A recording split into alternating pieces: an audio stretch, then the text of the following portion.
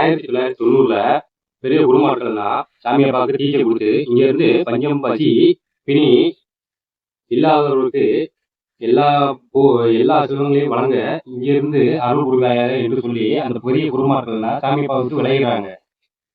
பல்வேறு குடும்பங்கள் இன்னைக்கு நல்லா வாழ்வதற்கு காரணமே இந்த பண்டாரம்பட்டி சிவஞான சித்தர் தான்.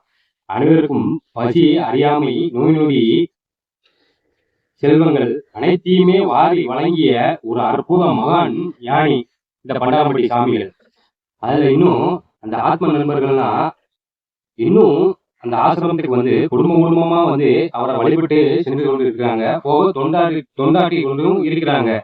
புரட்டாசி மாசம் புரட்டாசி நட்சத்திரத்துல சாமி ஜென்ம நட்சத்திரத்துல இரவு 6 மணி போல சாமி சமாதி ஆகுறாங்க.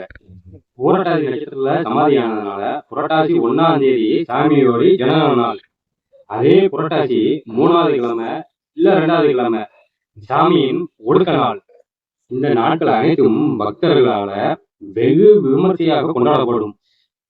அதுபோக சாமி வணங்கிய பன்னிய பெருமாள் சாமிகள் தான், அவர் பேர் இன்னொரு பேர் பண்டாரம் சொல்லுவாங்க. இந்த பேர்ல தான் இந்த ஊரு பண்டாரம்பட்டி என்று அழைக்கப்பட்டது.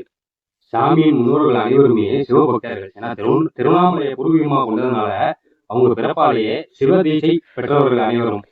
அதனால அவங்க எல்லாருக்குமே இயற்கையிலேயே சிவஞானம் இருந்திருக்கு. ஆகையால அவங்க வழி தோன்றல் இல்லை, அவங்க வாரிசு தான் இன்றளவும் பூஜை பண்ணிக்கிட்டு இருக்கிறாங்க.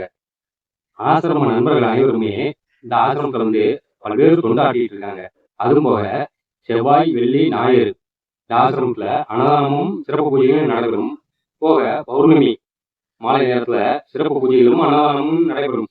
போக பக்தர்கள் விரும்பிய நாட்கள், அவர்கள் கல்யாணம், குழந்தை பிறந்த நாள் அப்படின்னு அவங்க விரும்பிய நாட்கள்ல சிறப்பு பூஜைகளும் அன்னதானங்களும் நடைபெறும்.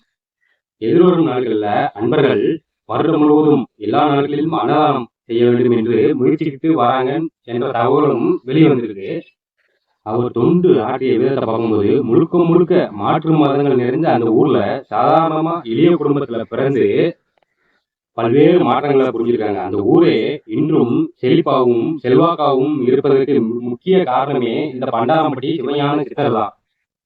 சாமியால பிழைத்த உயிர்கள் எத்தனையோ, சாமியால வாழ்ந்த குடும்பங்கள் எத்தனையோ எத்தனையோ அதை அனுபவித்த அன்பர்கள் எல்லாரும் இன்றளவும் இந்த ஆசிரமத்திற்கு வந்து மனதார சாமியப்பாவை வேண்டிட்டு போறாங்க.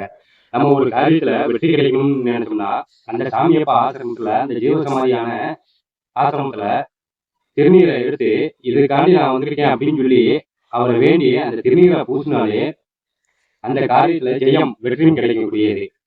அவ்வளவு சிறப்பு மிக்க சக்தி மிக்க சித்தர் இந்த சிவஞான சித்தர்.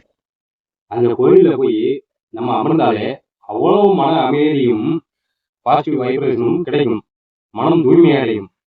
நம்ம வேண்டிய அனைத்து காரியங்களும் செயல்களும் வெற்றி கிடைக்கும், உடனே நிறைவேறும். சாமியானால சாமியின் பெருமையை சொல்லணும்னா இந்த ஒரு பதிவு பத்தாது, இந்த ஒரு ஒளிநாடா பத்தாது, வழிநாடாவும் பத்தாது.